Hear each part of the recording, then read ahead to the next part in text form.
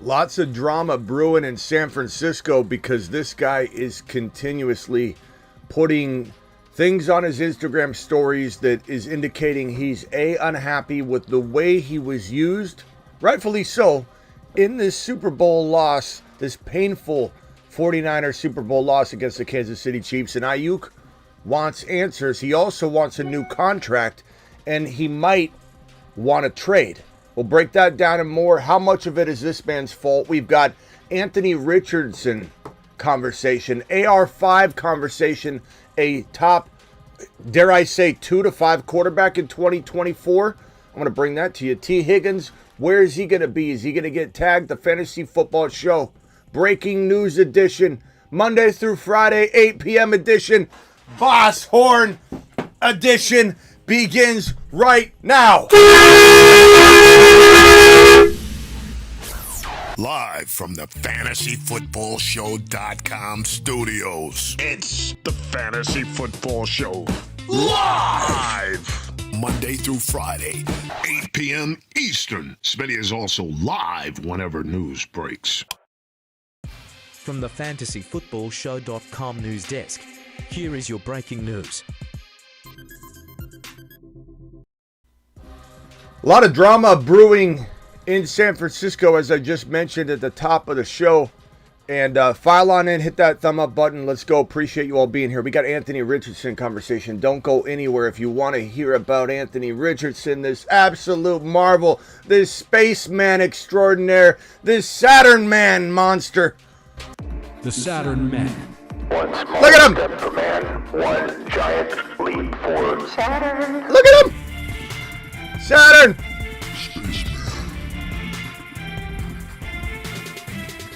And first super chat of today, not only, no matter what it is, I'm going to fire off the boss horn, and I'm going to put your name next to AR5 the rest of the show. I'm just going to put your little message next to it so you can sit right nice and tight next to AR5 and do it live. Let's get to this news right here. First of all, this came out recently because he was asked by individuals and media, hey, Brandon Aiyuk, do you want to stay with the Niners? He says, if it's the right move. Now, what triggered this question? Of course, we know his contract.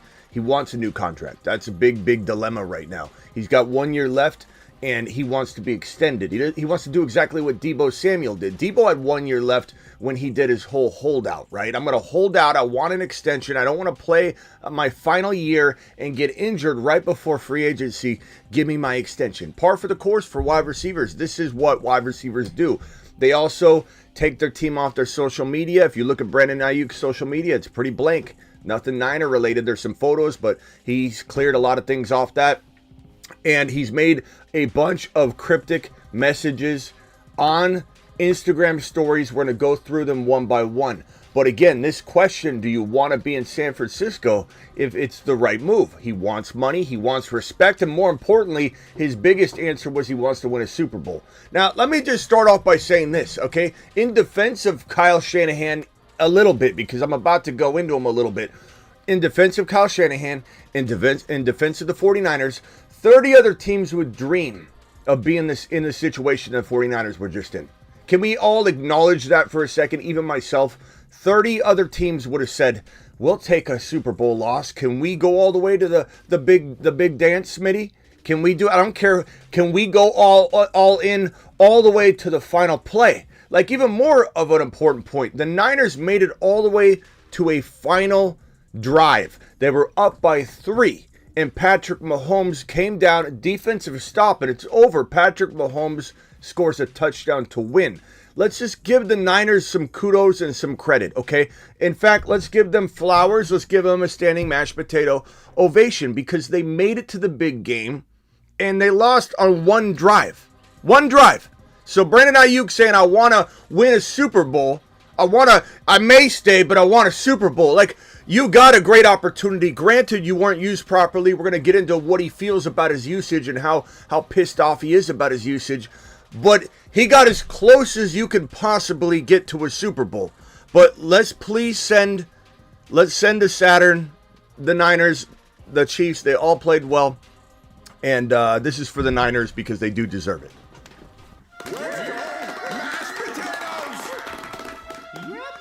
They do. That is just honest, unbiased take, okay? But here's the problem, and here's where we're at now. Can this man win the game? Does this man fold under pressure, the pressure of the actual Super Bowl game itself? You could say, Smitty, if they got rid of him, what would happen? I'm not necessarily saying to fire him. Sometimes the answer is there isn't a coach that's going to take you to the Super Bowl. Like, if you came in here and said, Smitty, are the Washington Commanders, a team I think is going to turn it around, ever going to win a Super Bowl in the next 5 years? The answer is I don't know. Probably not, because there's a lot of building that has to happen. Is it possible? Sure.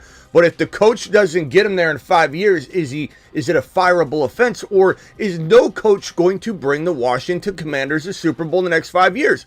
And I think the question has to be asked of this. Like, if you get rid of them with what's left over, a lesser team, it's going to get lesser every year. The window was wide open. This was the Niners' year, the 2023/2024 NFL season. This Super Bowl they just lost against the KC Chiefs was the best opportunity they're going to have. If you remove this man, I'm not saying don't remove him. I'm not saying he should not be fired, but I'm also not saying he should be fired, because if you removed him, I can't tell you that there's another coach that would take them at least this far. But can he win the big game? That's the question at hand. It's not, oh, should he necessarily be replaced? It's, can he win the big game? The answer right now is 100% no. Like, until he does, the answer is no. He's been to 3 Super Bowls with double-digit leads in every single one of them and lost, and one of which was a 28-3 lead against Tom Brady when he was the OC in Atlanta, when the Atlanta Falcons were about to steamroll Tom Brady. 28-3. 28-3. You remember that Super Bowl. This was the OC of the Atlanta Falcons at the time. He can't win the big game. If Fields gets the Commanders, they might just win. If the Commanders take, look, we'll be clipping this later. If the Commanders take MHJ Marvin Harrison Jr. and trade a second rounder, 2 second rounders, 3 second rounders, a ham sandwich, and 4 second rounders for Justin Fields, we might be coming back to celebrate a damn motherfucking Super Bowl. It's possible for the Washington Commanders. It's possible. It's possible, 100%. Sorry to get sidetracked. We are excited about that. I was giving you an example. One that's possible, maybe. But is it the coach? Is it the coach? Do you fire a coach because he can't win the big game but keeps getting there? That's a pretty tough, tall order. Hey, you keep making it to the Super Bowl and you lost by 1 drive. Do we fire you?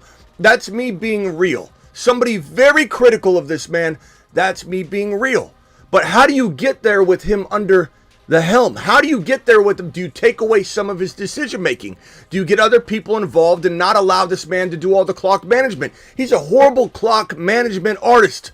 He is. So maybe the solution is not getting rid of him, but you have to take stuff away from him because he can't do it all clearly when the big game's there and the pressure's there. And this man's pissed off about it. Aiyuk says, I want a Super Bowl. Aiyuk, do you want to stay in San Francisco? If it's the right move. Clarified, I want to win a Super Bowl. You just went to a Super Bowl. Clearly he's not happy. Why? Because of this message he put on Instagram. Don't forget what got you there. Eyeball emojis. This is Brandon Aiyuk's Instagram stories. He's pissed off. He says you didn't use me. Don't forget what got you there. Then he just put this up on his Instagram stories last. This is the most recent thing that he added to his Instagram. It's a picture of his jerseys not being used. Absolutely clean. These are his feet on his floor showing you the 2 jerseys he wore. Super Bowl jersey, Christmas jersey. He wants to be used. His jersey's absolutely clean. It looks like it just came out of the wash. It looks like he didn't even play. That is his cryptic, unso-cryptic message. You're not using me, pal. I'm a Pro Bowl wide receiver, and you're not using me. I want to win a Super Bowl, and I want to do it now. And so, Brandon Aiyuk is pissed off. Then his best friend hits IG. his best buddy. Everybody, even myself, got confused because everybody was saying it was his brother because of the way he worded this, and he's just calling him his brother, like his best friend. But here's what he said. This is the exact reason why we leave in San Francisco. Thank you, 49ers, for drafting my brother. We are forever grateful. BA to Vegas. To what? To what? To what? What? No. You've just been Smitty disapproved.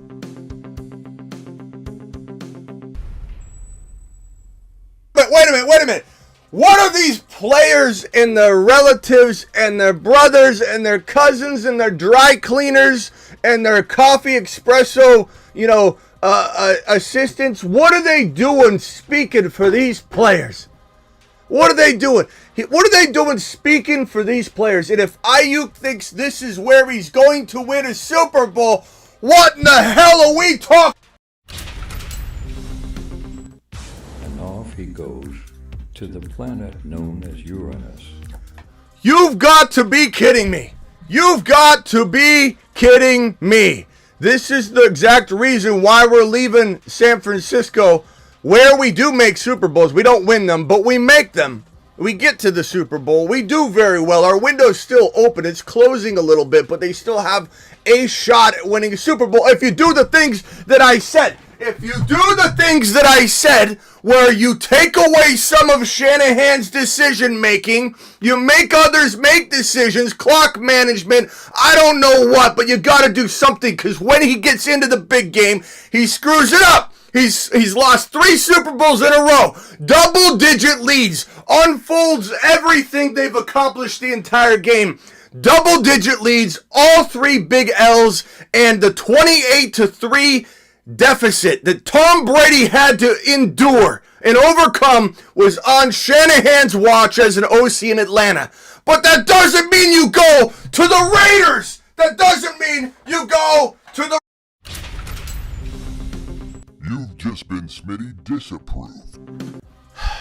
This could just be his friend completely misguided. Okay, let's understand and recognize that. But what the hell is this? This is the exact reason why. Well, let's focus on that part first. Maybe this Vegas thing is like he's going to go party in Vegas. Who the hell knows? Maybe he's just going to go see Davante Adams and ask him what it's like over there. And Davante Adams is going to go, get out. go. But this is the thing. I don't know if Antonio Pierce, maybe BA talks to Davante and they say, this is the kind of coach you want. He'll go to war with you, whatever. And he's just pissed off. But this is the exact reason why we're leaving Vegas. Let's focus on that.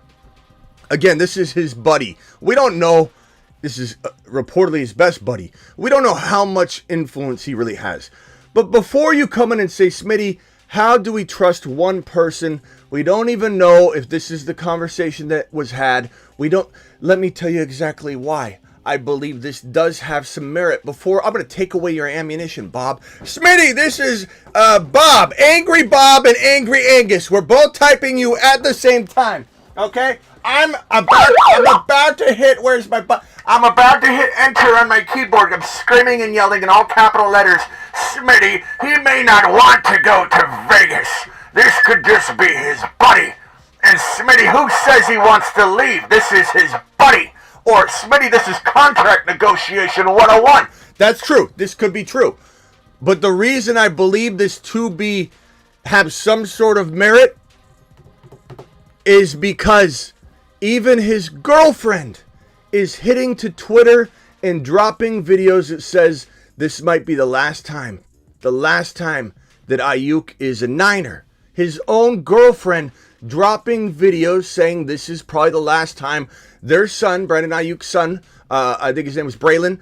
She said this is the last time Braylon and I will be over on this field, etc., and Aiyuk might be elsewhere. This is coming from multiple close people to Aiyuk. This is not it's not a big deal. It's not a big deal. This is 2 people, reportedly his best friend and his girlfriend or wife, I don't know if they're married, saying that Brandon Aiyuk may not go back to San Francisco. Now, I know your next comment, Bob, or keyboard Cliff, Smitty, but this is negotiation 101. This is how you do it. I understand that. I'm not a moron.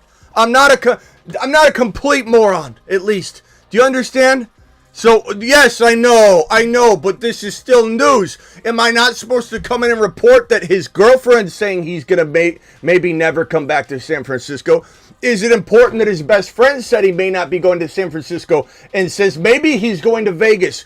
Are these important things to talk about, even though you, Steven, and Excel sheet Eric out there are sitting there typing very big capital letter messages to me saying, Smitty, and I know some of you have already done it, and you guys can point at who they are that have already said it. Who cares what he says? Who cares? I know 8, 10, 11 of you might have already done that. A lot of the haters that usually hate on the content. I guarantee you, 2 or 3 of the people that are constant haters on the content are dropping that message right now. Smitty, who cares what he says? Or, Smitty, this isn't Aiyuk talking. Guarantee it. Guarantee it. I'm not even checking the chat right now. Guarantee it. If I'm wrong, I'm sorry. It matters because it is currently what he's saying in the stance he's taking. Could he be kind of just propping this up? Is it negotiation 101? Let me tell you something. He doesn't even have control of the situation. I know all this. I'm not a moron. Aiyuk's under contract. There's only so much he can do. He can pretend to hold out. He can actually hold out the entire offseason, but then he has to come and report because then he starts losing game checks. And in today's NFL, with the new rules and the holdout restrictions and governor on all this type of stuff, you can't hold out. You can't. You'll show up. You always will show up. It's the way it happens. It's the way it goes because the teams have all the leverage now.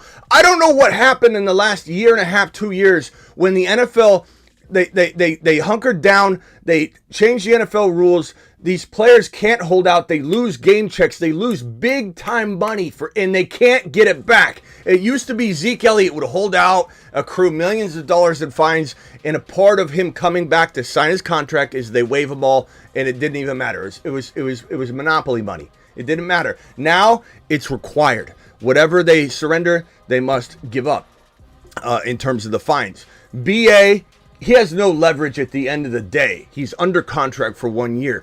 But what he can do is put up a mother freaking fight. What he can do is create animosity between himself and the fan base, himself and the team, and do exactly what happened to Deebo Samuel the year prior when Deebo held out. Remember? Do you remember? Deebo Samuel wanted his extension. And what happens? And why am I so pissed off at the Niners all the time? It's not that I hate the Niners. It's not Niners slander. Your boy loved Deebo Samuel. He was on the Moon Man list. Your boy's not a hater of Niner players. Your boy's not a hater of Niners or the Niners in general. I'm certainly not a hater of my Niner fans. My Niner fans love me, and I love my Niner fans back. What I am a hater of are ridiculous ways of doing things that cause problems. What I am a hater of are the Niner way of extending a player in August when you know you're going to extend them anyway, and you create animosity and divide between the fan base, and the player. A 3-way divide and separator. And it puts your wide receiver out of tune, out of touch, out of shape, not in sync with the offense. And guess what happens? If Brandon Aiyuk holds out all the way in a nasty holdout all the way to August, because the Niner way is to extend players in August, guess what happens? Aiyuk is not ready or prepared for the 2024 season, and he has a down year. I'm not asking. I'm not suggesting. I'm not guessing. I'm telling you. Aiyuk is not as set up properly to play 2024 if he holds out. I don't care if his mom has an underground workout facility and she makes meatloaf for him every single night and feeds him properly, and he trains like an Iron Man underground in a bunker like a monster. I don't care if he trains one-on-one with Derrick Henry every single day. It doesn't matter. If you hold out and stay away from your team, if you hold out, create animosity, you will 100,000% be less in tune, in line, less rapport, less jiving going on with your offense, your quarterback, and your team. It's just the way it is. It's just the way it is. You could disagree because you want to support your team, and this is your team, the Niners are your team. We get it. We get it. But the bottom line is the Niners are going to make a big mistake. Another big mistake. Repeating their original mistake of not signing Debo right away. You're already going to do it. You know you're going to do it. Half the fan base. And don't lie to yourself. Don't lie to yourself right now. If you're a Niner fan, dig down deep on this one and answer honestly. Half the fan base, and you know I'm true. You know this is true. You know I'm telling the truth. Half the fan base hated Debo Samuel when he held out. Half the fan base was pissed off. They told him horrible things. Constant curse words. Constant, get out of here. We don't need him. Tell me I'm wrong. Tell me I'm wrong. I go live with Raj. Half of his own chat would be like, get Debo out of here. We don't need him. You know, he's a punk, this, that.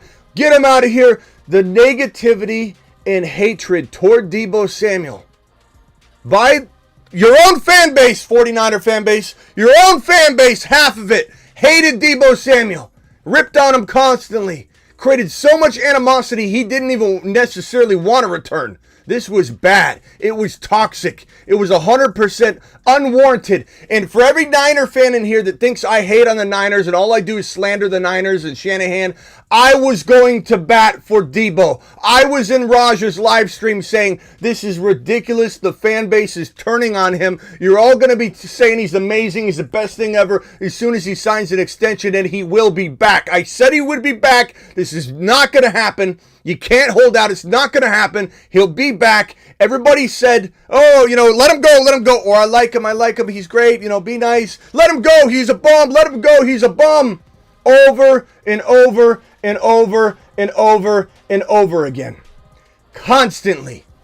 That's what may happen here. Now, Aiyuk doesn't have quite the, I don't know, there's some sort of, I don't know why, because Debo's such a good guy. Debo is a down-to-earth dude. He's absolute, he's constantly out of trouble, hardworking, dedicated, motivated. His teammates love him. He's always got a smile on his face. He's always doing good. He's such an amazing person, and he got this hatred. I can only imagine, like, I feel like Aiyuk might have a different fan, like a fan base vibe. Like, I don't feel like there's going to be as much hatred, especially since people saw it play out the way it did. But I think there's going to be more negativity between the fan base and Aiyuk than you think. And it's going to be caused by Shanahan and this Niner way of waiting. Kyle, I believe, was asked, and quote me if, correct my quote if I'm wrong. I went on to Raj's live stream and he said that this is what Kyle said, or not Kyle, John Lynch, that they're going to do everything they can to extend Brandon Aiyuk in the offseason. Everything you can. Can somebody fix that quote if I've got it wrong? Because I don't have it exactly in front of me. But it wasn't like we're bringing him back, it's done. It wasn't anything like that. It's we're going to do what we can to bring him back. Can someone find that quote for me and bring that into me? This is absolutely ridiculous. This is absolutely not supportive. This is absolutely unwarranted. Making Aiyuk wait for his extension like you did with Debo when you have proof that the fan base will turn on him to some significant degree. It is a complete misstep. One of the many that Shanahan continues to make. This is why Shanahan is a problem, is he doesn't fix the problems that he continues to repeat. Think about it. Debo Samuel, Jimmy G, Trey Lance. Somebody tell me I'm wrong.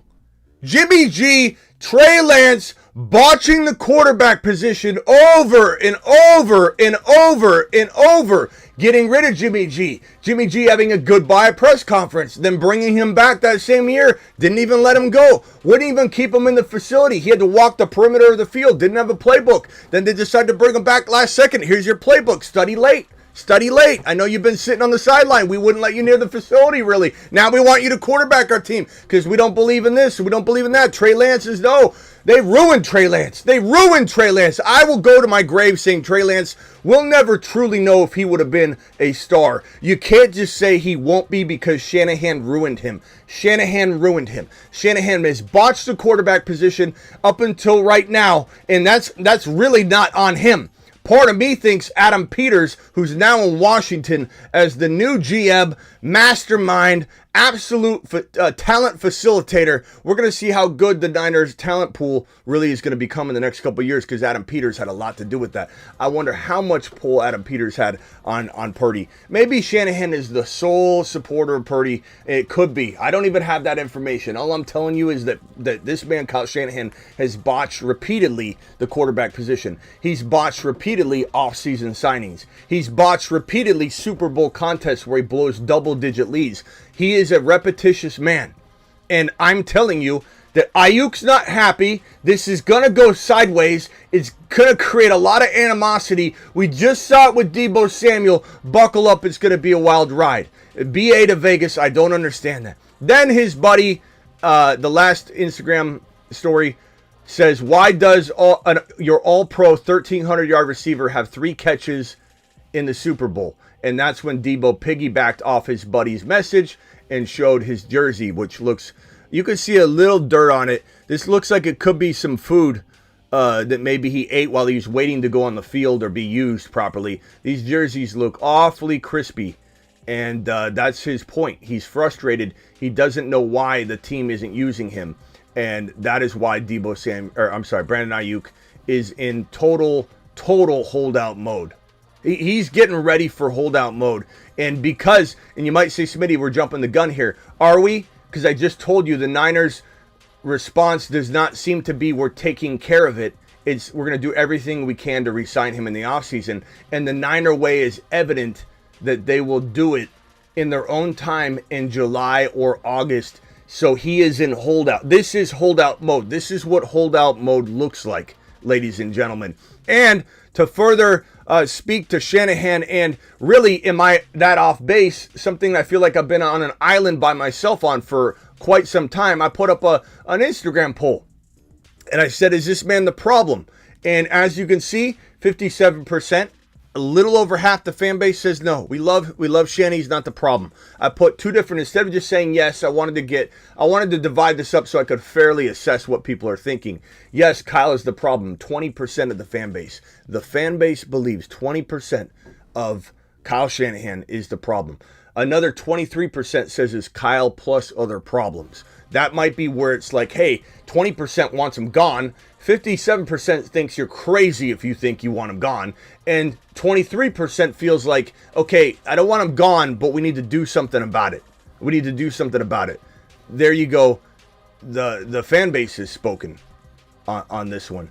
That's Aiyuk. We've got Anthony Richardson. Anthony Richardson's shoulder has begun throwing after undergoing shoulder surgery in October. He's going to be 100% fine by opening day. Don't even fret that at all. And this man, to me, he arguably could be at some points during the year, like let's say it's week 5. It wouldn't shock me if he's the number 1 quarterback through 5 weeks of the year. Do I project him to be number 1 at the end of the season? No, I don't think it's crazy to assume that, but I think he's going to be in the 2 to 5 range. I think Josh Allen's my QB1 if I'm projecting, overall points. I think Anthony Richardson has the ability to outscore every other quarterback in fantasy football, period. I'm not saying he will for sure. I'm not saying that he'll have the support he needs. I'm not saying he'll take that step this year. Maybe it's the next year he does that. But he has absolutely the ability to hang with any other fantasy quarterback for a string of games for an entire month, and some total wind up being QB2 or 5. Somewhere in that range. QB2, QB5.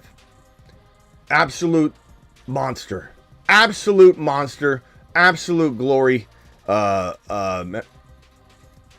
think so, a couple people. Isaac celebrating a 12-month membership. Thank you, Isaac. Isaac says 12-month membership. If the Niners win a Super Bowl, who's the MVP, CMC or Jennings? Oh, man, that's a great question. If Jennings caught the touchdown at the end, Jennings.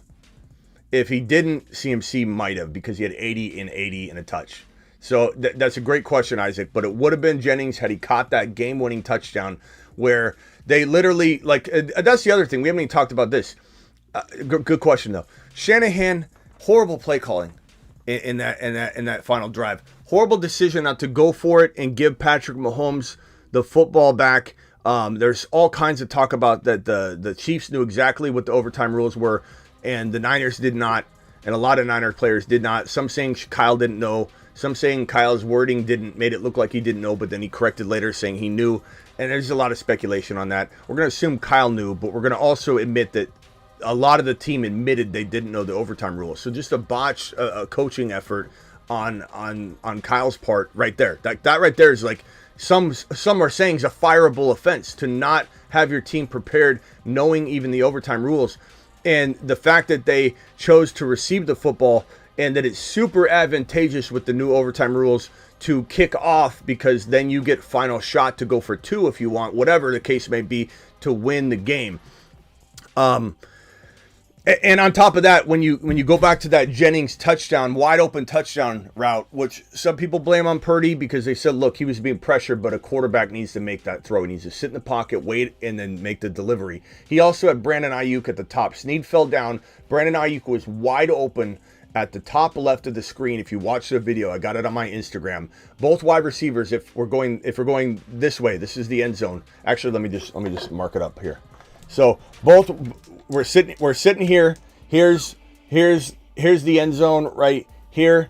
Brock Purdy drops back to pass. Aiyuk is running a route, and his defender Snead falls down, and Aiyuk literally is wide open in the end zone all the way from about this point until really the end of the play. Obviously, he was wide open.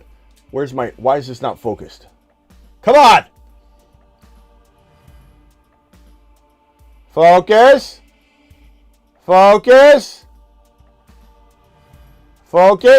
So Brock Purdy drops back to pass. Brandon Aiyuk's running this route. He was open. His defender falls to the ground. He's literally open this entire way. He's wide open in the end zone. 100% wide open in the end zone.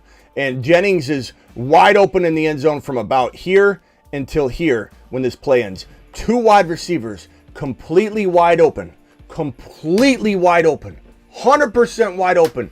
Brock Purdy, even if he floated the ball to the right area ahead of time, if he was looking at it all properly, would have been a touchdown. The problem was on the offensive line, you had Jones.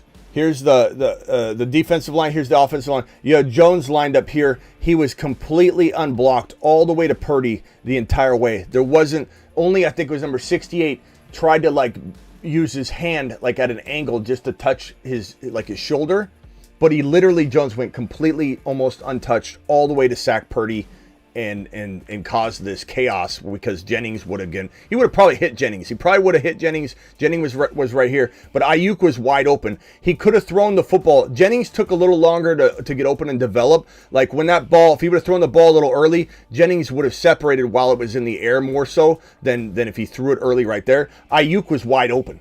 Like if Purdy would have looked to his left, Aiyuk was wide open before Purdy was even set to throw the football. Aiyuk was wide open here. Purdy's not looking at him. He was completely wide open the entire time. So what's my point? Kyle Shanahan, some of the play calls that he had, why was nobody blocking Jones? Why was it completely just not even focused on? How do you not have an adjustment of some kind? How do your players not know to adjust to that? It was absolute crazy. It was some pull, tight end, blocking assignment pull or whatever. Rasheed Rice gonna demand trade soon since he was mad. Also says Mr. TD. I don't know. They won the game, so I'm not too worried about that one. But Anthony Richardson, back to that. Good question, by the way. Anthony Richardson to the moon. Top 2 to 5 quarterback in 2024. I'm all about it. He's a Saturn man. The Saturn Men. One small step for man, one giant leap for Saturn.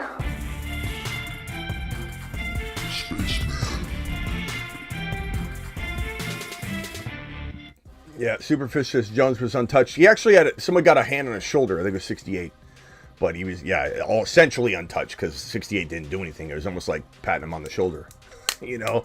But, like, everybody's saying, Smitty, you're wrong on that. That was a design play. It wasn't 68's fault. It was 74's fault. I don't really care. Okay? That's tit for tat. I don't care if it was 74's fault or 68's fault.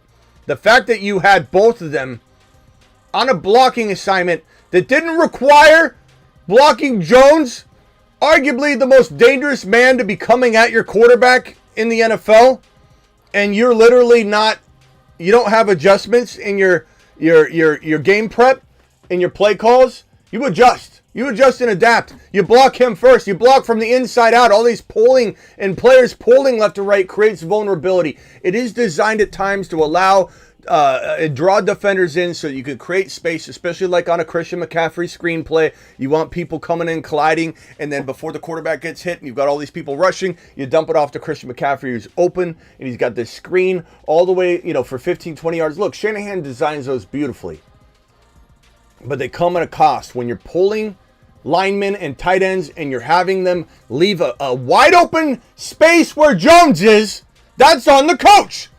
It's on the coach. It's also on the players. Both 74 and 68 needed to figure out how to take care of that. They didn't. So, yeah, it is 68's fault. It's 74's fault. It's both their faults. It's everybody's fault because you adjust and adapt, and you should be blocking from the inside out. Anthony Richardson to the mother freaking moon, or Saturn. To Saturn. If you will.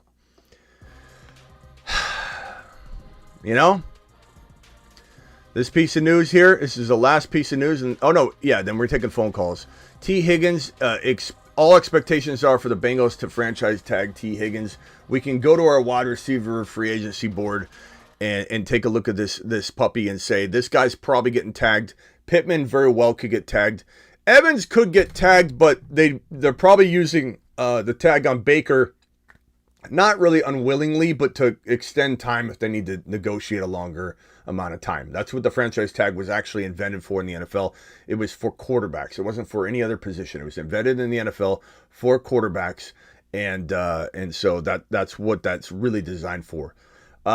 So quarterback being held in place, it's obviously not used that way anymore, but that could leave Evans susceptible to free agency and getting a bag offer. You know what I mean? But Evans does apparently want to stay with Baker. Evans is at a point in his career where I think he feels that this team's made progress. Here's the sum total of the playoff bracket, so we can take a look at it and say, Tampa Bay did pretty good. Tampa Bay getting this far might have Evans intrigued enough to say, you know what, I'm staying with Baker. We're going to try and do this. They might be overly... From the fantasy football... They might be more overly optimistic that they can win a Super Bowl than we are. Like, who's kidding us? No, we're not expecting the Bucs to win a Super Bowl, but these players don't necessarily look at things like we do, and they're a little more optimistic about their team and their players and their buddies. And there's a chance that Mike Evans says, I want to stay, and they signed him to an extension. They give him a big, front-loaded, fat, 1 year, but second, team-friendly deal. They give him a bunch of signing bonus money, and Mike Evans says, I get to stay. And Baker wants Mike Evans back. I don't think Baker would come back if Mike Evans wasn't coming back, so that's why I think this will be quite arguably tied together. Like, somehow, some way, Evans and Baker coming back together is going to be kind of the move. Otherwise, I think you have Evans or Baker, or both of them, in a position where neither one of them wants to come back. That's why the franchise tag might need to be used. They might need to strike a deal with the other and then work on the second deal with the other and get them both under contract. But T. Higgins is definitely looking like he's going to get franchise tagged. And rightly so. He hasn't earned anything more than that, to be honest with you. He's constantly injured. He did really well in replacing or supplementing when Chase was out. But, end of the day, I don't think he's earned it. I don't think he's earned some big fat contract. And even if he's to go somewhere else, I'm not super high on T. Higgins. T. Higgins is going to become a wide receiver 1 now. I don't think so. I think he's a glorified wide receiver 2 that can play like a wide receiver 1 on occasion. But he reminds me a lot of Jalen Waddle. Jalen Waddle might even be a little better than him. Jalen Waddle might be able to actually produce low-end wide receiver 1 numbers. But I still rank Waddle as a high-end 2. I'm not drafting Waddle as my wide receiver 1 in a dynasty league. I don't know if you are, but I certainly am not. And I'm 100% not even drafting T. Higgins as a wide receiver 2. So they are far apart, but they remind remind me of each other because everybody had these vaulty, and in some cases still do, have these vaulty expectations for both of them to become some sort of elite wide receiver one. Waddle is a borderline. Higgins is not. And that's it. And this right here, this is not all odds, by the way, but there were odds of Super Bowl odds that came out online. A lot of the in-person in Vegas ones have the Chiefs as the favorite, but a couple online places have the Niners favored to win the Super Bowl. This isn't everywhere. Yahoo had it. A couple other places had it. They had the Niners as the favorite to win the Super Bowl. What are we doing here? How in the hell can you doubt the Chiefs again right now? How are you putting the Chiefs as the second likely team to win a Super Bowl and putting the Niners, who are going to lose players or have a lot of trouble getting everything back to where it was in line? Kittle's older, Debo's injuries are adding up. Aiyuk's animosity and holdout and potentially not being in a vibe all year long because of it. We know that's coming. You've got Brock Purdy pressure. A lot of film on Brock Purdy now. Teams are going to come for Brock Purdy. Christian McCaffrey's 28 years old. You're going to put the night. Like, what is this? What is this? You've just been Smitty disapproved. All right, phone lines are open. Dial in. Call into the show. Call into the show.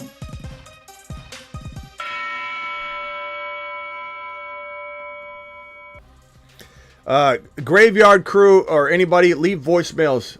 Leave 20-second voicemails. Let's get a couple voicemails in here. I missed the voicemails. Let's see if we can get a few of those in here. If you're in one of those groups, if you're in the Marsman chat group on IG, if you're in the Graveyard crew, if you're in any of the other crews, the Smitty chat crew, if you're an Instagram subscriber, go ahead and send me a voice message, and we'll do it live. Man, what a crazy! This is kind of a lively show today. Kind of a lively little show today. Your boy's amped up. I haven't even ate anything yet. I had a couple bites of popcorn real quick that was sitting in a bowl, but like I literally fasted all the way up to this show.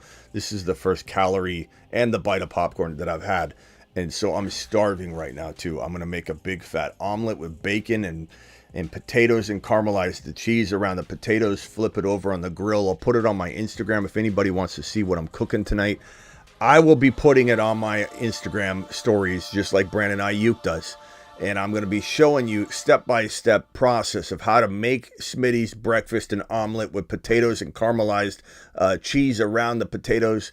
Doing it live tonight on Instagram stories. Okay, so make sure you check that out.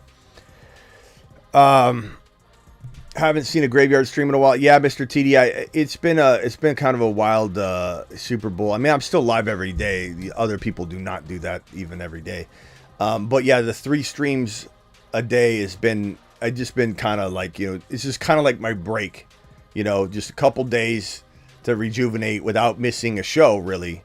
But it's just the evening streams but we'll be back tonight to do something. Don't worry. I've only had a couple bites of whiskey, says Salty Tater. Appreciate you. Nico over Tank Dell, says Mustard. That's a debate to be had. I don't think there's an answer to this yet. I know a lot of people think they have the answer, but it's definitely not. I'm about to follow you, says Texans. Appreciate you. Follow me. That's good. Appreciate you. Fantasy Football Show. Don't forget coffee. Don't forget the coffee, Smitty. For Shanahan? Shanahan!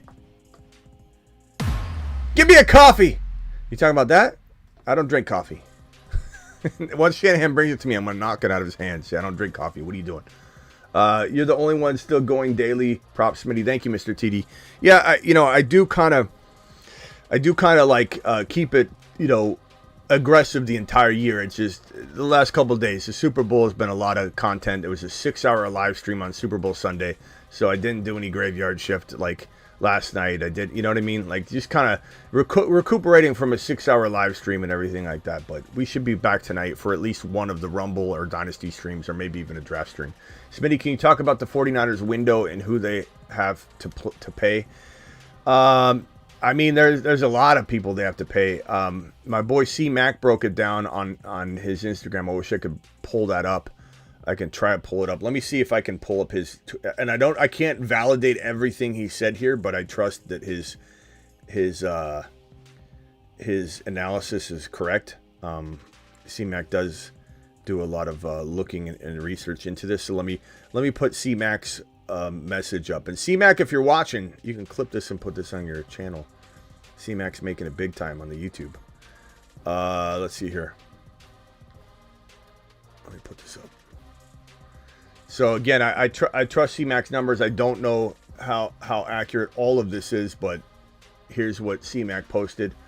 And, you know, he's a Niner page. He says, the 49ers' top 8 cap hits for 2024 season is an estimated $198 million in damages. After adding on Brandon Aiyuk's fully guaranteed 5th-year option, that would put the team at an estimated $212 million of cap space used. The cap space is projected to be between $240 and $245 million in 2024, meaning the Niners would have in the range of $28 to $33 million for the remaining 44 roster spots. The Niners front office has a dreadful task ahead of itself this offseason. So that's not me. I specifically wanted to bring C-Mac's comment on here because he did the wonderful research on that, and I want to give him props for it if I use it because he's the man. But that's an unbiased take. That's a Niners take on that. That's not me saying, oh, they're in cap hell, and people go, what? Define cap hell. You just hate the Niners. That's me reading a Niner page's take on the cap. So it's not an easy, situation to tackle, and then you throw on top of the fact that, like I said, creating that animosity between Aiyuk and the fan base and the team, because he's definitely not happy. He's not a happy camper right now. But clearly, by all the social media posts, he's not happy. And you're going to wait and do the Niner way and wait until, July or August to extend him? He's not going to be happy. He's not going to be happy. It's going to be a very dramatic offseason. And the Niners don't need this right now. They like a lot of people are saying the Niners are in shambles right now because they lost. They don't know if they can bring everybody back. CMC's older. Shanahan's got this, everyone's divided on it right now. Everybody's divided on whether they even want to keep Aiyuk. I've already seen the comments. People are like 20-30% of comments I've seen so far are like, if Aiyuk wants to go, let him go. If Aiyuk, first of all, he's under contract. He's not going anywhere. If he holds out, he'll hold out to an extent, be upset, then come back not in tune or in sync with the team and have a bad year. That's what's going to happen. It's not that he goes anywhere. He's not a free agent. They're gonna have this guy, and they want to extend him. They probably will extend him. I think it will happen. Just like I said, Debo will get extended, but it was a long waiting game, and it created animosity. They've got to bring back a lot of people. Vamp. The concern I have is how do they fix the offensive line, which clearly is a problem. Noted by what I just described when Brock Purdy got drilled by Jones and had 2 wide open wide receivers on 3rd down, which would have essentially, in my opinion, put them in the driver's seat. The pressure on KC would have been different. You could have won the game potentially on one of those touchdown strikes. My bigger concern is fixing the offensive line and having Christian McCaffrey, Kittle, Debo all stay healthy. Not to mention keeping your quarterback upright, which has been a problem for years, and you did so this year. But you did so this year with a shoddy offensive line, which, for the most part, they played well for a big part of the year, but they need to start investing in it. They need to start putting some solid pieces in place, especially with Adam Peters gone. You don't have the scouting and talent development that you did. Regardless of what people know about Adam Peters, he had a heavy hand in so much of the talent acquisition and scouting. You don't have that anymore. You got to make sure you're solidified on the offensive line. You also can't afford Purdy to get injured because then you're getting fired. Because if you can't protect your quarterback and you lose yet another quarterback, it's just not your team. You can't do it with this team if you lose your quarterback. Travis, hang tight. Let me get the super chat and then I'm coming for you. Overcome with a $10 holler. Dropping the moonshot for my boy Overcome. To the moon. All $10 haulers get a moonshot, young man. And he says, Gruden told me that he doesn't want Saints offensive coordinator job or any other job in the NFL. Complained about how soft it has gotten and told me what did you really talk to him, Overcome? Told me, awesome guy in person. Thanks for another awesome season. Thank you, Overcome. Appreciate that. I'm curious if Overcome truly talked to Gruden and he said he's not coming. He was working for him, right? Maybe, yeah. Remember he said he was working at his house? Oh. He asked us if we had any questions for him. Oh, okay. Hold on a second then. From the fantasyfootballshow.com news desk, here is your breaking news. This just in, John Gruden does not want to play for any, or coach for any team or play for any team this year, according to our beat writer-in-chief, our beatable writer-in-chief, Overcome, reporting live on this. Overcome says the NFL has gotten soft according to Gruden. This coming live from the Fantasy Football Show. From the fantasyfootballshow.com news desk, here is your break. You know what? No one cites us yet, and you know, part of me likes it. Part of me likes being the underdog. Part of me likes the climb. What is that? I hear a little movement there, Travis. There's a lot going on there. I'm sorry. Oh, that's right. I don't know if you got it on your shoulder or something. But the part of me likes that, you know, nobody cites us. We could say something. We could say, hey, this is going to happen. And no one's out there going, according to the Fantasy Football Show, this is going to happen. And I like it. I like being the underdog. I like the climb. We have almost 25,000 subscribers here. We do it live. We do it better than anybody else. During the season this year, we're going to have about 400 to 600 people in the live streams during any given moment when we're live in August and September. We're going to double in size. I wouldn't be surprised if we're at 40, 50K by August 1. I think we're growing in a major way, and I like the climb. And I like that no one cites us. No one talks, but they're going to. And I'm going to relish the days that we have where we're not looked at that way. We're climbing to the top, I promise you. Thank you, Vampy, for dropping this. Go ahead, Travis. You're live. Yes, I was just going to say about Shanahan and them not knowing the overtime rules. If that's true, that could speak to, you know, a deeper problem where he doesn't have communication with the team like he needs to. Like, I don't know what he's like in the locker room or what he's like as a person. Could it be that he's kind of more of just a play caller, you know, and there's not a lot of head coaching going on there? I don't know. I mean, it is kind of weird that the Chiefs were playing for it, planning for it. They all knew about it, and that the Niner players didn't.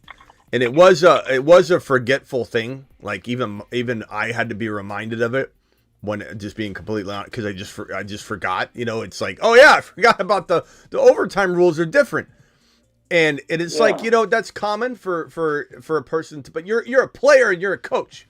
Like, you guys need to know this. That's your job. And it's not really on the players necessarily, because guess who's going to instruct them of that? Their coach. You know, like, that is not, I would not blame that on a player for not knowing it. That's like going to someone's employment and blaming it that they don't know how to work the register, you know, even though they work there. You can't blame any of the players for not knowing it. That is on the coach. And yeah, I think Shanahan is piss poor when the pressure's on and he can't get over this hurdle. So like I said, I don't know what the solution is, because someone's going to say, who are you going to replace him with? I'm admitting that over and over, that look, 30 other teams would be thrilled to be in the Niners position right here, lose in a Super Bowl. 30 teams would have loved to have lost in the Super Bowl.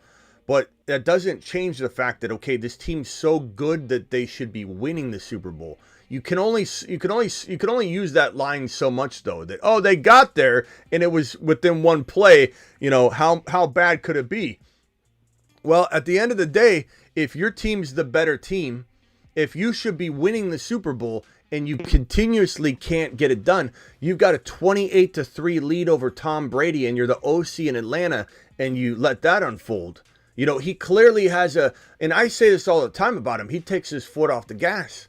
You know, whether it's a lot of the time been at the beginning of games this year versus his historically at the end of the game move that he does, where he literally takes his foot off the gas and loses a lead. That's not me like hating or just cooking up something or cherry picking certain things. He has been to 3 Super Bowls. He has had double-digit leads in all 3 of them, and one of them was a 28-3 unfolding against Tom Brady when he was the Falcons OC. It is a pattern. Like his quarterbacks always get injured. That's a pattern. He messes up the quarterback decision making. That's a pattern.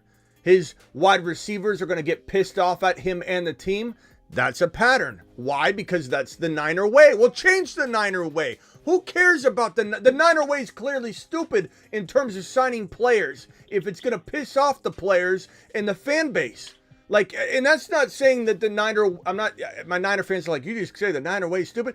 But it is, because I'm defending you, the Niner fan. As a Niner fan, you should not want your players and you to have animosity in between, separation and divide in between. This is a defense for you. Your team should not be saying, Brandon Aiyuk, we'll see you in August, pal. Start training. Why? Because he doesn't want to get injured all the way up to that point. There's reasons why Aiyuk he doesn't just want it now. Debo just wasn't selfish. I want it now. He also had a certain time frame to negotiate. If Debo was to say, okay, I trust you, and they get to the final 11th hour and they say, here's your offer, then Debo has no trade leverage, can't demand a trade, can't generate interest out there for a trade. Granted, Debo and Aiyuk, Debo, when he was wanting his extension, had 1 year left. Aiyuk has 1 year left. They're under contract. It's not like Aiyuk can force a trade, but Aiyuk can get trade interest brewed up so that the Niners say, we don't want to trade. Wait, what? Hold on. We got a phone call. Oh, okay. You're going to give us that for Brandon Aiyuk? Wow, I'm glad he did make a stink because we would have never thought we would have got that. Hey, Brandon, you want to go over here and play? Yeah, they're going to give you, they'll give you a big contract. Okay, you're on your way, son. That's how Adams left. That's how Tyreek Hill left. If anybody doesn't know the inner workings of the Tyreek Hill trade, Tyreek Hill has said himself he didn't actually want to get traded. He used it as a a contract negotiation ploy. I want to be traded. His agent said, you need to make a stink that you want to be traded. We need to request a trade. And so they said, go ahead, potentially look for it. And then when they came back and offered the differing offers, it came down to partially tax reasons because of the no tax in Las Vegas and the tax rates. And he was like, this monster contract pays me way more than this monster contract, even though the same exact amount, because there's the taxes. So it ended up creating this problem, but at least he had the option, right? And he forced a trade. He ended up forcing a trade by creating a beef. If Aiyuk just sits on his hands or twiddles his thumbs until August, he can't. No team's prepared to make the trade at that point. Everybody's filled their wide receiver spots, spent their money, created their plans of attack. Now is the time for Aiyuk to get teams before the NFL draft saying, hey, let's call the Niners. Hey, Aiyuk, we want Aiyuk. That's what he's doing. So everybody can get mad at Debo, get mad at Aiyuk all they want, but that's what they're doing. They're looking out for themselves. They're trying to negotiate for themselves. Granted, they don't always do it in the most tasteful ways, like scrubbing their social media, making it drama, this and that. But it is part of the process, and it's been widely accepted that a player, when they enter their last year of their contract, like their 5th year option, whatever, they don't want to go down that road. They don't want to get injured. Aiyuk doesn't want to get injured as he's preparing for the season. Then when they comes to August, they're not going to give him the same contract. He's not an idiot. He wants to get paid. So it's crazy to me. Perps with a $20 hauler. Hold on 1 second, boys. Alert. Super chat alert.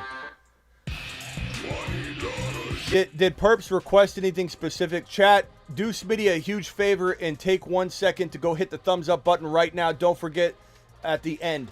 Remember to hit that thumb up button. 110 of you watching. How many people are actually watching right now? 100 to 110 are still in here watching, and only 64 thumbs up. We do have 79 thumbs up right now. Perps' message helped get that going. But let's go ahead and hit that thumb up button and get to 100. Perps, you're the man.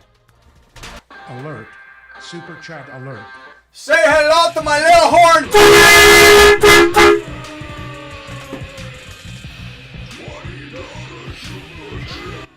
Parps to the moon. Let's go over any final. I mean, you're not kicking off the phone line yet, Travis. But any final thoughts or questions pertaining to what you were discussing, and then I'm going to go over to Ron Navy.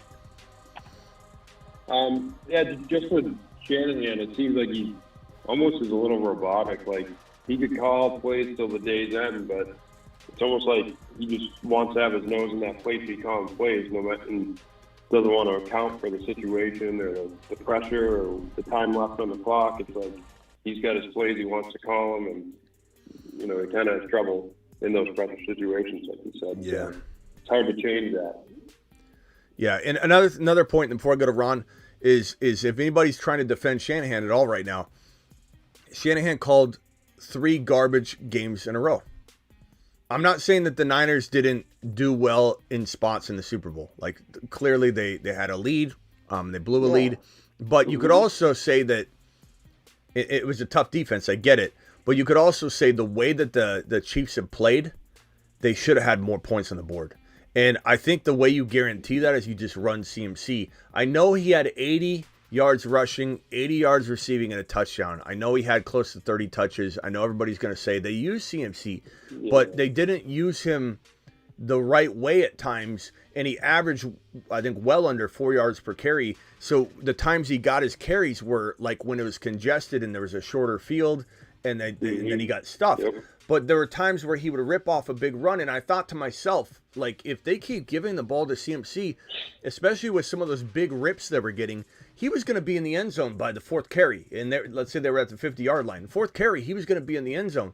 And they just kept making, I think it was 64% of the offense was, or I forget what the percentage was on this game, of Brock Purdy. He just kept making Brock Purdy try and win this game. And the Chiefs defense was on record at the end of the game saying, we wanted Brock Purdy to beat us. We wanted to take away the run, take away CMC, and they did for the most part on the ground. They left Shanahan thinking, I can pass on this. I can pass on this. And they said, we want Brock Purdy throwing. That's all the Chiefs wanted. They were licking their chops. And I know people are going to defend Brock Purdy, say he did well this year. Not saying he didn't do well. Not saying that at all. But Brock Purdy wasn't necessarily ready for prime time when you're putting the game on the line for him to win the game. He can win it in spots when the rest of the team is firing off and Christian McCaffrey's preoccupying a defense and you've run the ball the whole game well. And then at the end of the game, like Brock did against Green Bay, at the end of the game when like Brock did against the Lions, Brock can make a play to win a game, but you can't make Brock be the guy that's winning the game and the guy you lean upon the entirety of the game. And that's what Shanahan did. So Shanahan, in my opinion, called a very poor Super Bowl in terms of all that. The usage of CMC, how they didn't score when they should have scored, should have capitalized on a lot of different things. The KC Chiefs did the same thing, though. I mean, Pacheco fumbling inside the 10-yard line. Mahomes had an interception. So the Chiefs weren't perfect either. If they lost the game, we'd be critical of those things. So just to be fair. But the 2 games prior, the Green Bay game, the Niners got lucky. Absolutely lucky. And they had the better team by a mile. I like Green Bay. You guys know how much I love Jordan Love. We were all shocked, though, that the game went the way that it went. And the Niners got lucky. They skated by. Shanahan put them in a vulnerable position. The defense and the team bailed out Shanahan because they were the better team. And at the end of the day, they wore down the Green Bay Packers on both sides of the ball. And at the end of the day, the team came back from Shanahan's crap play calling and dragging his feet and taking his foot off the gas in the entire first half practically. And the same thing happened against the Detroit Lions, where he dragged his feet, let Detroit get up big, totally took his foot off the gas at the beginning of the game, and the team brought him back again. But it was shit play calling and bad game management, clock management, and you could say, oh, he brought him back. Did he bring him back, or did this team step up and put Shanahan on their shoulders? Because there's 3 games in a row that the Niners either they lost the final one, but shouldn't have necessarily won. In that Detroit Lion game, they may have earned the win against the Packers at the end of the day, but the Detroit Lions deserved to win that game. And it was just unbelievable luck. And then the unfolding of Campbell, it all got bad. And granted, the Niners took it by the balls. I'm not trying to say they didn't. But if you're a Niner fan, you have to admit you got very lucky. That Deebo Samuel catch near the 1 yard line that bounced off the defender's head. Everything just started rolling the Niners' way. And Shanahan didn't deserve to be in that game. To be honest with you, the Lions did. The Lions did and the Lions didn't. Both the Lions and the Niners did deserve to be there because the Lions let it happen. The Lions did. At the end of the day, the Lions let it happen. But the Niners did not deserve to be in that Super Bowl game after 2 near misses against those 2 teams. That's my take. Ron Navy, go ahead. You're live.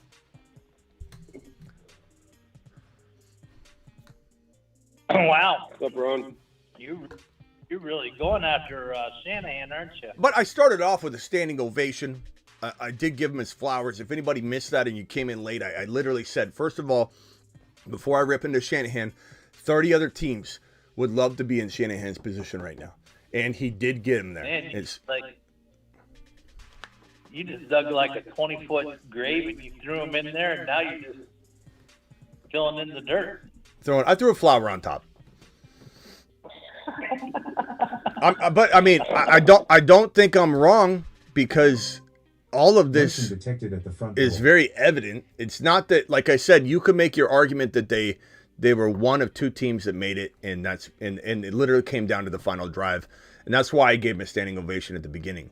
But there are too many things here going on, and the window's closed, and the 3, allowing 3 times to blow a double-digit lead. And then the way they're going to handle this offseason, you and I both know they're going to botch this Aiyuk extension. Just like they did Debo's, just like they did Jimmy G's situation. And it's just like Shanahan might be one of the best offensive minds in the game.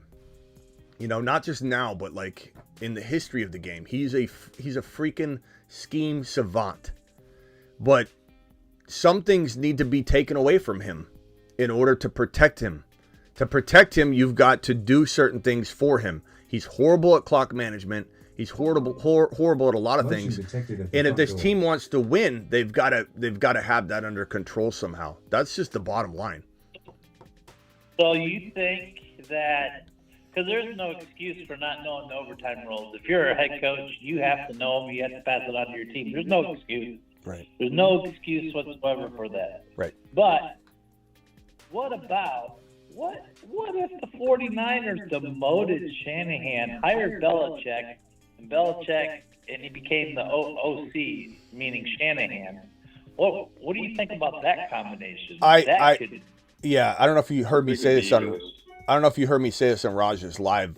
This example a lot is I say to him, first of all, it's ridiculous that, and not you're right, Ron. You're like, what you're saying is what I say to Raj all the time, but I say it jokingly because there's no way Shanahan would do it. There's zero chance. But I always tell Raj, Shanahan shouldn't be the coach. He should be the OC. There should be a coach and Shanahan. Shanahan should be the Ben Johnson to Campbell.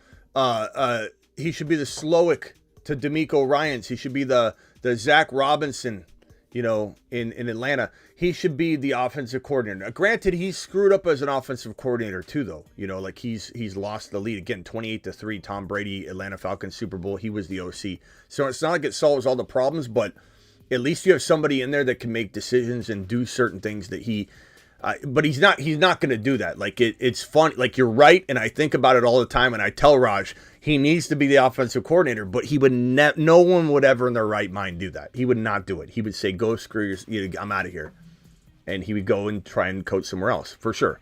But like, that is part of like, in terms of like, Ron, can you do that in a way by keeping him as a head coach? Can you, as John Lynch, say, we're taking this away. We're bringing in somebody to help here. The problem is Shanahan's got such a big ego that like you could bring someone in and they're still not going to be able to overrule them. Like you're literally going to bring somebody in and say, hey, this is a clock management specialist. And even though you're the head coach, he gets to overrule you on all clock management decisions. It's probably just going to be an advisor. Let's help him out. Let him give you advice. Let him, but maybe they'll say to Shanahan, look, you're going to be gone if you don't take the advice. You know, you need to bring him in and trust him. And if he tells you that this is the best way, you got to let him do his job. And then maybe that gets them over the hump. But the problem is the Niners window was this wide. And I'm not saying they can't still get through it and win a Super Bowl when it's this wide, but it literally was this wide. Now it's this wide. It's half the size. Because there's no way everybody's staying healthy on another gritty season. Do you think maybe he is so worried about being able to do what his dad, he can't do it? He can't live what his dad did. I mean, it's gonna. 3 Super Bowl lots. That's a major fail. I mean, it's gonna come. Major fail. It's gonna come into it's gonna be head games for him for sure. I mean, it already has to be. The more he fails, the more that's gonna become a hurdle, a mental hurdle. So I don't know that he can't overcome it. And again, like I said, if you're John Lynch, like, what do you do to put him in a position to take away some of these bad decisions he makes and put someone else in there to advise? I don't know, but Shanahan's too egotistical to look like he needs training wheels. I think he wouldn't put up with it. He wouldn't want it. I don't know. Smitty, I disagree. It's not all on Shanahan. Come on, you're an elite football mind. That's a scapegoat. This is Perps. I don't know if Perps is it's okay if you're not joking, but I'm not sure. Sometimes he says things and he's joking or not. I'm not sure. I'm not sure. Perps of the moon. Perps of the moon. Coach, they're wrong. It's just like Tomlin with the Steelers. Yeah. You go so far and you can't get over the hump. Yeah. That's the same thing. But like I was same problem Tomlin had. Like I was saying at the top though, like 30 teams they'd be ecstatic to be in this position. So like that's why I gave him a standing ovation. So like to Perps' comment, like even if he's joking or not, 100% Shanahan has the secret sauce to get his team firing on all cylinders, better than most teams that they face. You know what I mean? Like Shanahan has that ability, but there are plenty of players, like even NBA players, that are so amazing during the regular season, and then they crap the bed. Like, you know what the best example of Shanahan is? This is freaking to a T. Dak Prescott. Dak Prescott and Shanahan are the same. They're cut from the same cloth. Like, Dak Prescott during the season's marvelous. He's unbelievable. He's MVP candidate material. And then he gets in the playoffs, and the Cowboys and Dak Prescott, they just kind of they fizzle away, you know? And I think that's the same way. That's the way Shanahan is. It's like he's amazing, but then he gets to this certain point, and it's like he gets all the way to the point. Not even like the playoffs, like into the playoffs. But even like I said, though, that it's not like he got all the way to the Super Bowl without any sort of adversity, and we just say he was amazing all the way through the playoffs. They almost lost against the Green Bay Packers. They almost lost. They should have lost against the Detroit Lions. Like, if they lost that Green Bay Packer game, are we in here talking about him being potentially on the hot seat to be fired this offseason? I think so. I think if they lost to the Green Bay Packers, we're having that conversation, even if we say, no, they won't, even if they already decided, because it would already been decided, right? It'd have been like, no, we're going to go ahead and, Shanahan's our guy.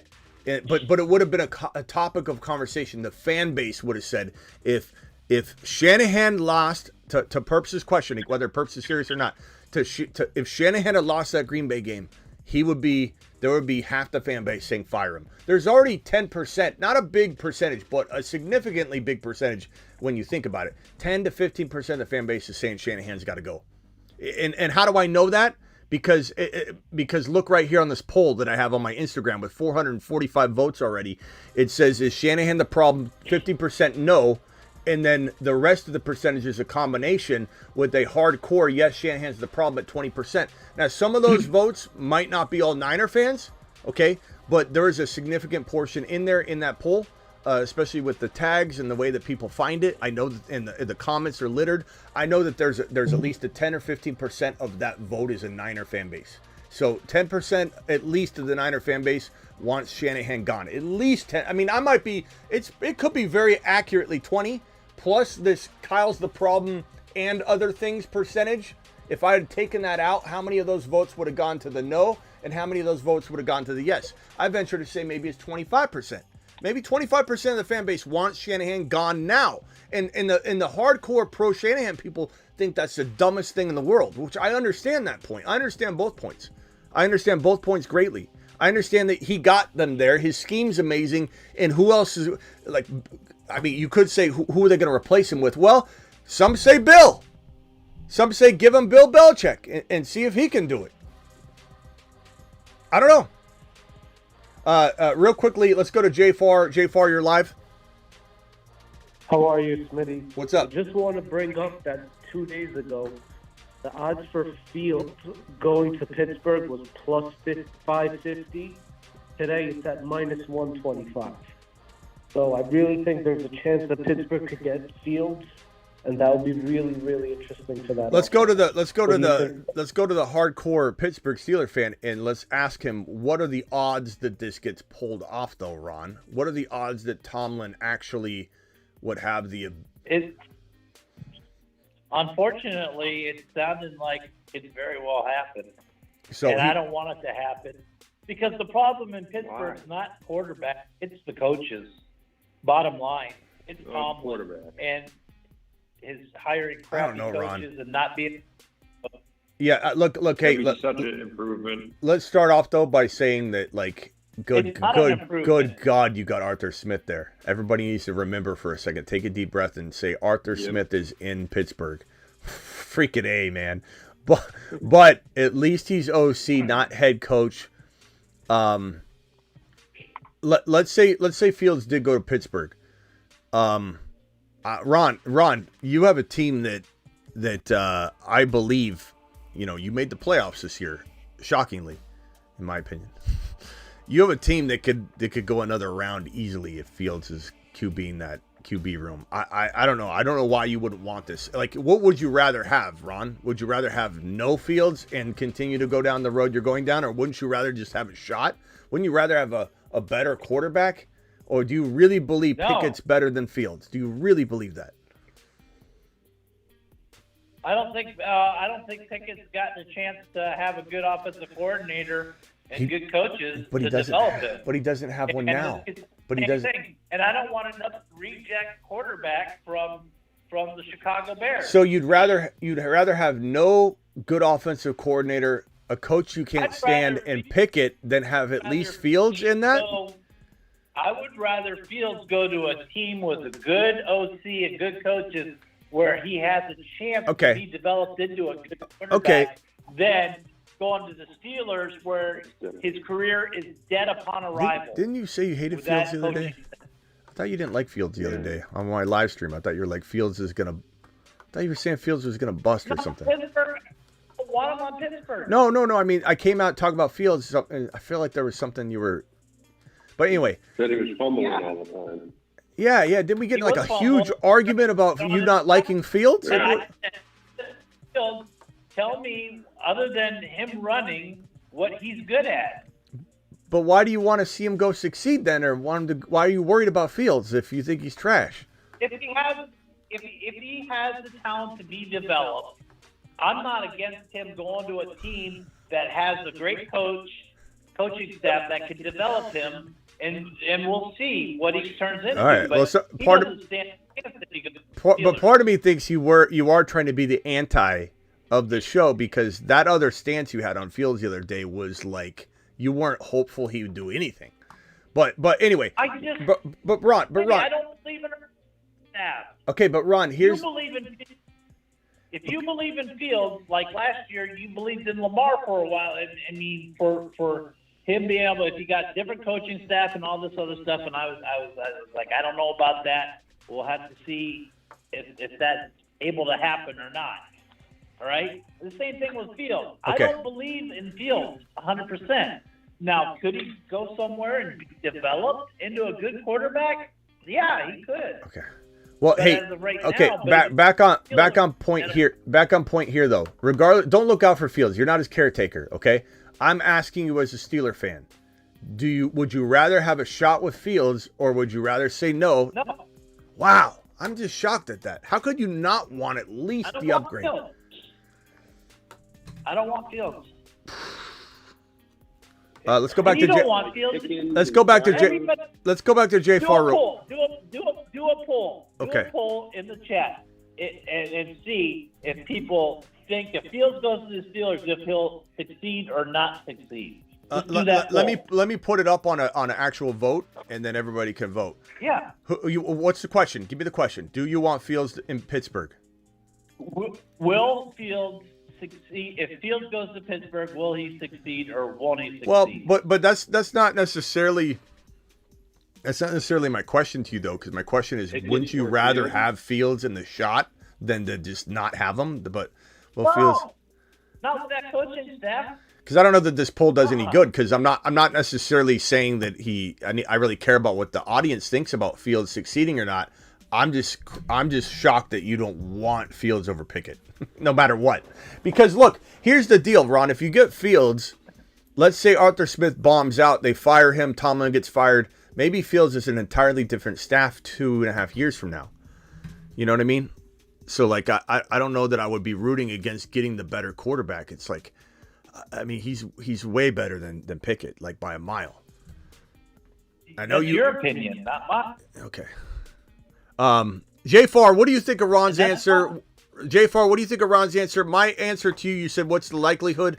I would say 10% likelihood, maybe 15% likelihood that that's the team he goes to. If I was to divide 100% into different pieces and say that everybody gets a piece if he's traded. If he's traded, of that 100% share, I would say, let's call it 10%. 10% to Pittsburgh. I think Atlanta's got probably a 20%. I think the Washington Commanders probably have about a 20%.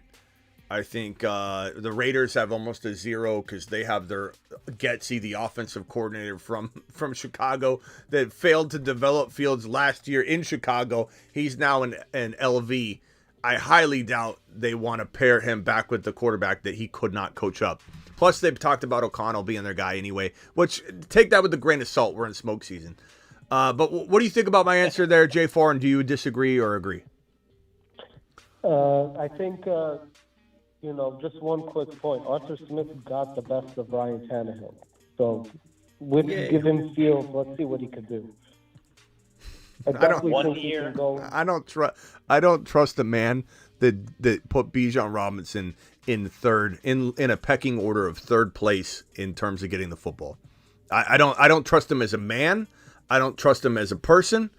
I think he's an alien at this point because a human being would see talent, and I'm taking away Arthur Smith's Bijan card. Your Bijan card has been revoked. I hear you, but give Arthur Smith. No. I think he definitely can compete with that division. No. I say no. I'm not giving him. You said give him Fields. I say no. I'm not giving him Fields. Now, if it happens, and it's not up to me because, you're telling me to give him, I'm not giving him. If I'm in control, JFR, if you're putting me in control, I'm not doing what you're saying. I say no. I revolt. But if it happens, will I hold my breath and hope? Yeah, because I feel like Arthur Smith has had some success with the run game. I don't equate much to I'm not gonna equate much to Tannehill, but I would say like maybe Fields and that team. You got Pickens. Maybe somehow they put it together. Maybe Tomlin forces Arthur Smith to do certain things and that keeps him control. But I'll just tell you what, man. I'll let someone else take that gamble. I'm not going to go near Najee Harris this year. I'm not going near maybe I'll go near Jaylen Warren later because he's the backup and Arthur Smith loves backups. So maybe I go near Jaylen Warren later. Pickens just became this year's London, unfortunately. God, he goes for the back, though, Smitty. He goes for the bigger back.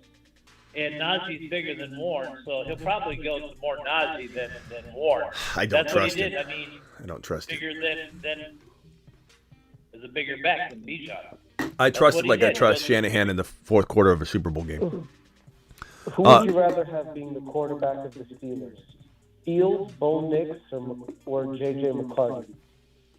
Are you talking to Ron? Because I don't. TJ, call back. TJ hung up because he was waiting too long. TJ, call back. I'll get you on next.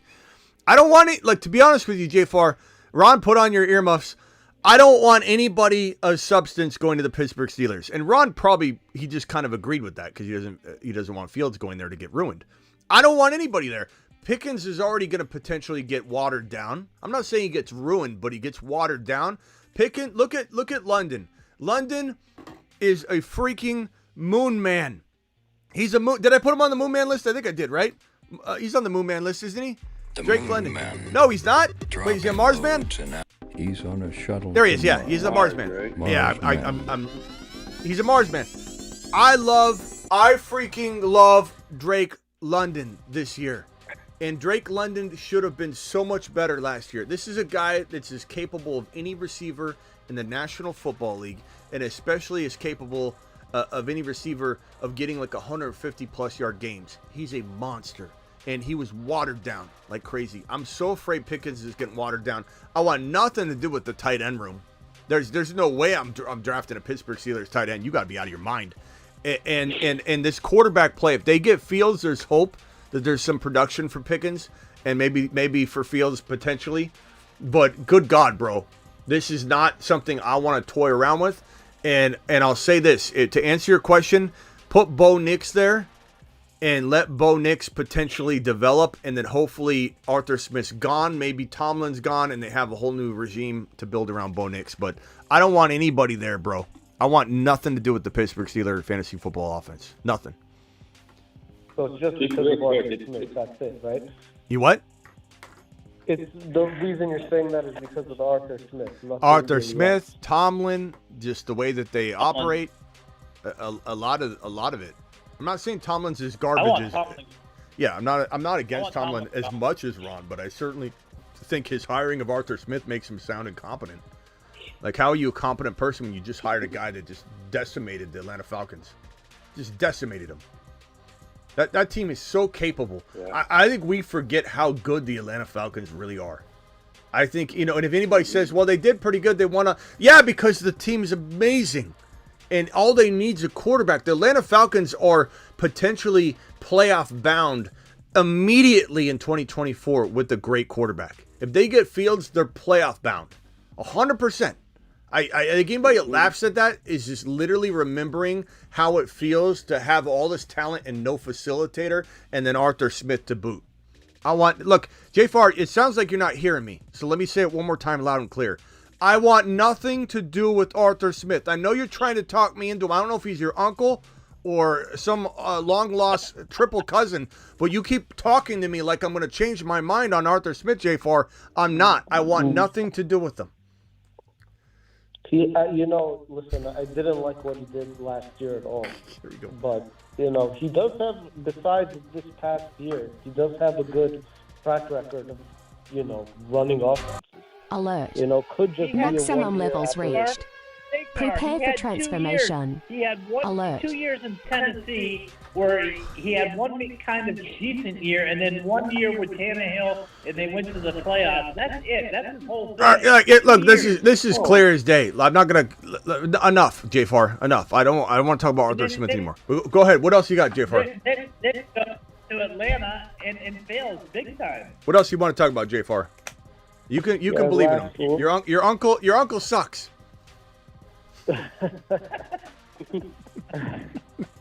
Just one last point. Everyone's talking about Shanahan, from this game. But Andy Reid kind of had the same narrative. When he was a young coach with Philadelphia, he couldn't win the big game. I think, if you give Kyle Shanahan a great quarterback like Mahomes, the sky's the limit for this guy. I don't think there should be so much hate on him. Andy Reid, though, he dealt with a lot of off-the-field issues, too. I mean, his son committed suicide. He had getting in trouble all the time before that happened. He dealt with a lot. So I don't blame him for not being able to win the big one in Philly, but Andy Reid's always been a top-notch coach, in my opinion. Yeah, Andy Reid's a GOAT, man. I honestly don't know what to say, JFR. I you know what I love about JFR though is he's defending the people that need defense. Kind of like Ron Navy does sometimes. So JFR, I appreciate that. If I'm ever down and out and people are trashing me, like, did you see his Brock Bowers prediction in 2024 in the offseason? Bowers looks like trash. JFR is going to come in and say, Smitty is good. Listen to me. Smitty's done some good, okay? He's really, he hits some from time to time. You need to give him a second chance. So I know Jay Farr will get my back on that. But Jay Farr, I want nothing to do with your Uncle Arthur Smith. And Shanahan, I think I've made my case already. I did an hour show on it where I gave him his flowers. I did a standing ovation. I started off with the good, and I said that 30 other teams would love to be in Shanahan's position. In his scheme, he's a savant. He's an offensive savant. He's an offensive scheme genius. But he gets in his own way. And the 3 games, not just the Super Bowl, the Green Bay game, the Detroit game, and this game, he just finally got caught. He finally couldn't catch up in this last game. But 3 games in a row, he botched. This is the best team on the field.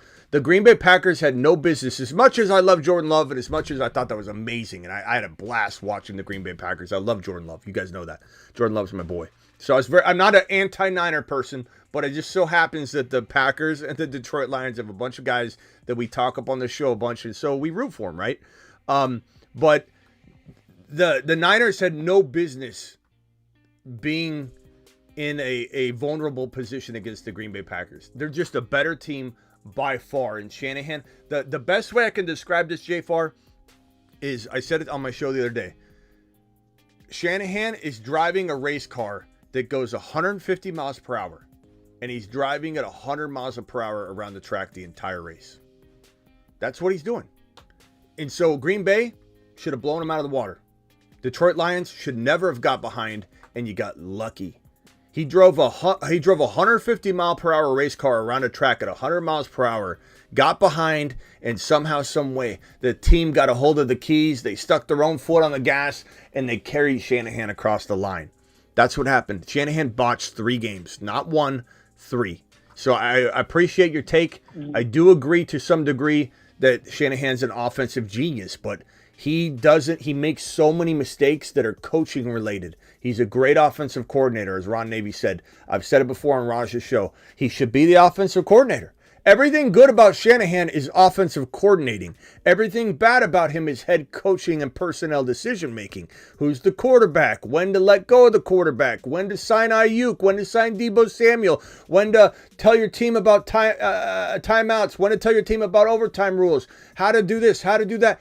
Those are all coaching decisions. His botching is at the coaching level, not the offensive coordinator level. And when he does well, the team wins. Everyone goes, look how good he is. Bad coach, Smitty. Ha, ha, ha. No, because his offensive coordinating overrode everything he was doing bad or could have done bad, and that's why he wins. I totally agree with everything you just said, but here's just my point. I think he can get these things that you're mentioning that he made problems with. He can improve and get better, and I think he's just smart enough to get it done and improve. I don't think he can. He's like Tomlin. Tomlin can't do it either. Everybody wants to put Tomlin on a pedestal and say the Hall of Fame coach and all this. But he hasn't done anything. And the thing is, people need to start blaming these coaches and not putting them on pedestals and put the blame instead of on the players, on the coaches. People aren't putting the blame on the coaches. It's just like, why did Detroit win? Because of the coach. Dan Campbell made some bad decisions in that game that cost them the game. And so that goes on him. Can I also say this? I think, Jay Farr, you make a good point in general, but the problem is you're looking at one of the most stubborn men in the league. And so I don't know that he has that ability right now. Maybe he learns it. Maybe this hits him hard. He hits rock bottom with it, and he says, I need to reach out to people, and I need to start taking away some of these, calls by myself or whatever. I don't think so, though. He's a very hard-headed, stubborn man. And, I think if you... What? I was just going to say, I think it could happen with his next job. Because unless he stays with the 49ers forever, say if they fire him, something happens next year, they fire him. Within a couple of years, he'll be back. I think his next job, it could happen for him. Yeah. Because if you lose a job, then you got to take a step back and kind of look at things a little different. But if you're in the driver's seat and you're making the Super Bowl every year, it's human nature to go, well, I got here. Why am I going to listen to anything else? Yeah. All right, JFar, appreciate you, bro. Thank you. Have a good night. Later. Sorry about all those things I said about your uncle. Travis, final thoughts. On Shanahan, I think maybe they do need to move on just because the window's closing kind of fast. But with Aiyuk, the one thing I was going to say was this could be the year. Now, I wouldn't get rid of him because I think he's very good. He's in the system. He works for them. He makes sense. But with so many good wide receivers, and I think Shanahan's system, you might be able to plug and play guys in and out of that system. They could trade him and draft a wide receiver and maybe not miss that much of a lead. Yeah, if we look at the NFL draft order and we say to ourselves, like, what if what team would trade for Aiyuk? Let's say Chicago kept Fields, or no, maybe they don't even keep Fields. Would they trade? Like, let's just say I'm not saying they would, but would you rather have the 9 pick or Aiyuk? Like, I'd rather have Bowers or Neighbors. Yeah, personally. I mean, it won't take a first rounder for him either. Right, but I'm just trying to like emphasize that, like, you know, Aiyuk, I don't know that, like, unless you were getting something that was significant, which I don't think you get the 9 overall, like you said. How do you, like, what do you trade him for? You know, I don't know. Unless you're replacing him, I don't know that I would trade him. But he certainly could potentially get traded. It depends on the animosity. It depends how pissed he is. Depends on how much they can, like, I believe the quote was from John Lynch, we're going to do everything we can to re-sign him. That wasn't like he'll get taken care of. We'll bring Aiyuk. Don't worry, Aiyuk's getting taken care of. That sounded like we don't know what the numbers are. And we're not sure if we can do it. And just because somebody wants an extension, just because they play well, look, he's on a contract. They can franchise tag him the next year, too. If Aiyuk plays on his final year here, his 5th year, he plays on his 5th year, and then they bring back him on the franchise tag, that's within the rules of the league. That's in the confines of the rules. Like, there's nothing, he could be pissed off about it all he wants, but that's why it's all there. It's unfair. But they literally, if they say our window's 2 years, we're going to do it with Aiyuk, but we're going to franchise tag the guy. And he's just going to have to deal with it. That's our only way to win. With all the money problems we have here that I mapped out from CMAC, they might not be able to afford it. Even with the guaranteed money of Aiyuk in his 5th year option, they're in this trouble right here. So they have, like CMAC said, they have $28 to $33 million remaining for the 44 roster spots if they give Aiyuk his fully guaranteed 5th year option. So, you know, the smartest move, unless he just puts up a fight so badly you don't want it, because he'll play, but will he be, like I said, out of tune, out of touch? I mean, Debo had his worst year because he wasn't ready, and he blamed it on Shanahan. When Shanahan and him had that little meeting and they said they put it behind them, Debo said it, worded it like that. He said, we put it behind us. Clearly you say something like that when you're upset about something. You know, he said, yeah, we met, we put it behind us. That was the worst year I ever had. I never want to put film out there on me like that ever again. I was not prepared. I was out of shape. I wasn't where I wanted to be, and we put it behind us. And he blames not being ready and in there. Aiyuk can train all he wants with, like I said, Derrick Henry in the dungeon with the chains around his neck. He could be doing everything. It doesn't matter. You take off. You're not with the team. You're not practicing with the team. You're not in rhythm. You're going to have a bad year. Or you have a really good shot at having a bad year. All right, Travis, appreciate you. Yeah, you be on later or no? We will be on later. On the Rumble and Dynasty channel if I can. I'm going to try and do both. All right. Hey, Travis. Talk to you then. What's up, Ron? Hey, you know how Smitty was saying Mahomes is going to be the GOAT if he wins next year, right? Yeah. I don't see that, even if Mahomes does do it, Brady beat him in the Super Bowl head up. So you can't disregard that. I forgot to mention that because Mahomes even said that. I get it. But I got my own determination of it. He's also evolving and maturing. He's a different player than he was then. Like, I understand what everybody's saying, but I don't really like. And everybody's entitled to their own opinion. And I know that my opinion, it sounds crazy now, But, we get into next year, we'll have the conversation. I think once we get into next year, if Mahomes wins his third Super Bowl in a row, which has never been done, in this upcoming Super Bowl, we're gonna have a very, very lively debate in here. Because there's a lot of things you could say, even if you're saying, hey, you know what, I'm giving him his advance on the next 8 to 10 years, and I'm saying what he's done at age 29, and that's how old he'll be a year from today, that it doesn't matter. What he's done at this age makes him the GOAT. Or tied with Tom Brady. And people can say what they want, and that's fine. And right now, he's not there, so it's kind of a dumb debate to have. I'm almost setting myself up for failure in my defense, because it hasn't happened yet. I'm asking everybody to visualize 1 year from today he wins another Super Bowl, and people can't handle that. They're just like, doesn't do anything for him. So let's just wait until if he does win another Super Bowl, then that debate can, I think, ensue. But no one's saying it yet. I'm not saying it yet. I'm saying, if I'm being imaginative, and if he wins the Super Bowl next year, we're coming in hot to have a big debate that I think more people than I will share the opinion that this is not saying he passed Brady. Maybe I jumped the gun on some of my wording at first. Not that he's past Brady, but how in the hell do you say they're not like this at that point? If he's won 3 straight Super Bowls, he's 29 years old. I don't care if there's more rings on this side. I don't care if he beat him in a Super Bowl. Look, Brady got beat by Eli Manning. He got bested by Eli Manning over. We don't hold that against him. I'm just telling you right now that if Mahomes wins his 3rd straight Super Bowl, we're coming in hot, having some crazy debates, and a lot of people are going to be on both sides, and that's fine. Yeah, that's fine. I mean, have 7 Super Bowls with 2 different teams. There's a lot we could throw at each other. There's no way to argue. There's no way to really be right on this point, because everyone's going to have different ways of valuing it. So it's going to be a fun debate, but it's something we can't have now.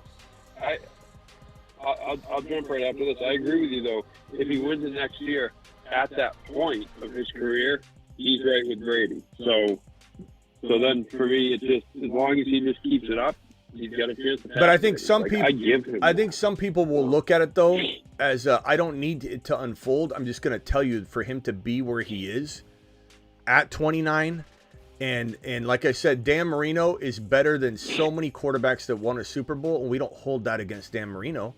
Like, just because Brady has more rings at that point isn't going to necessarily make him, if Mahomes has another one and it's a three-peat, there's measurements there that Brady never had, and there's stuff Brady's done that Mahomes has never done, and you're never going to be able to fully put it, side by side. But what I'm saying is there'll be a hot, crazy debate where people are on both sides of it. If a year from today, Brady or Mahomes wins his 3rd straight.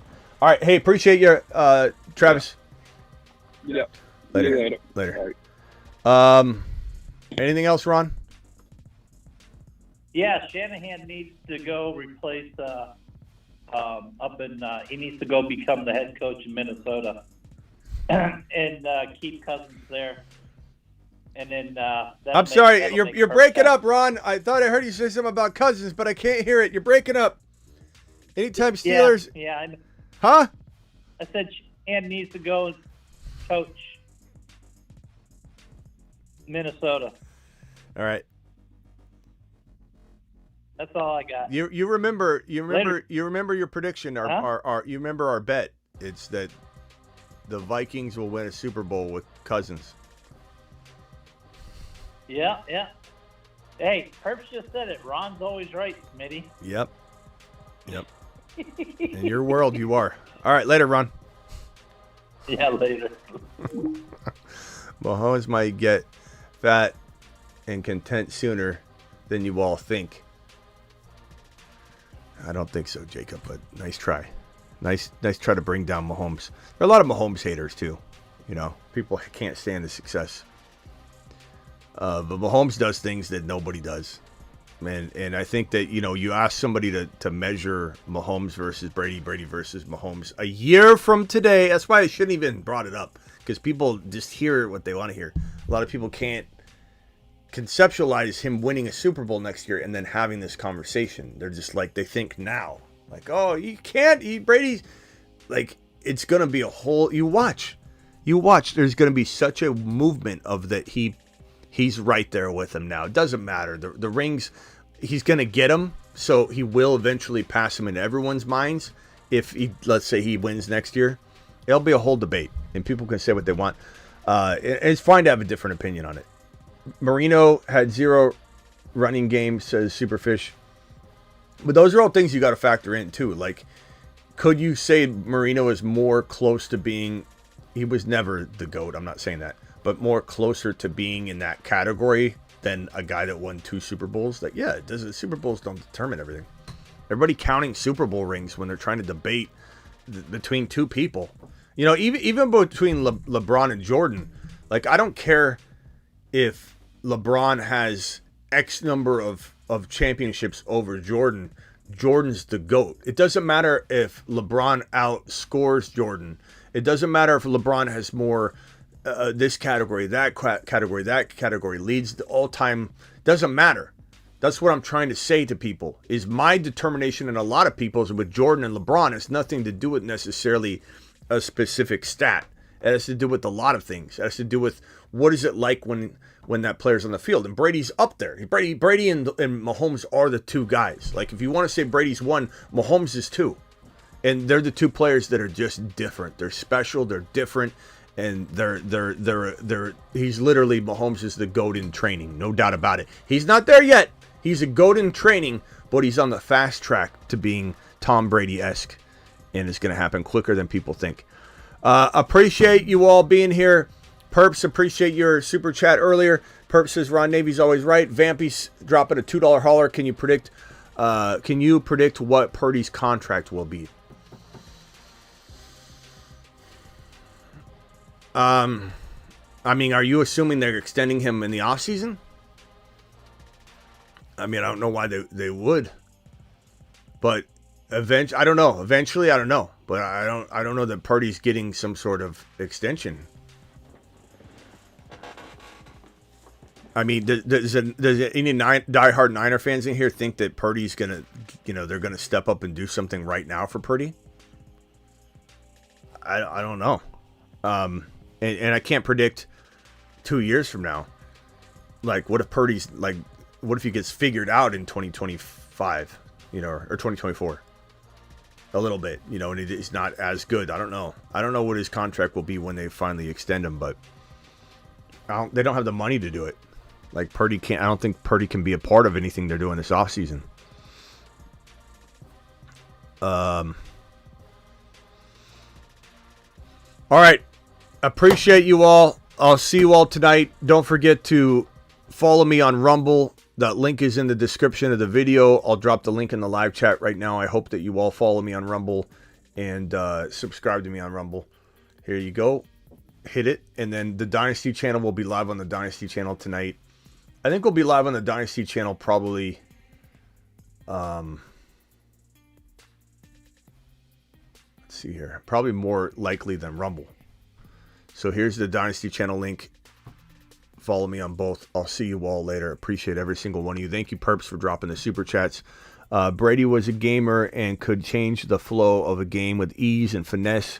One hell of an athlete and QB done with limited talent. Yep. Brady was an unbelievable story. Him and Warner are the best probably stories in football. Just Brady.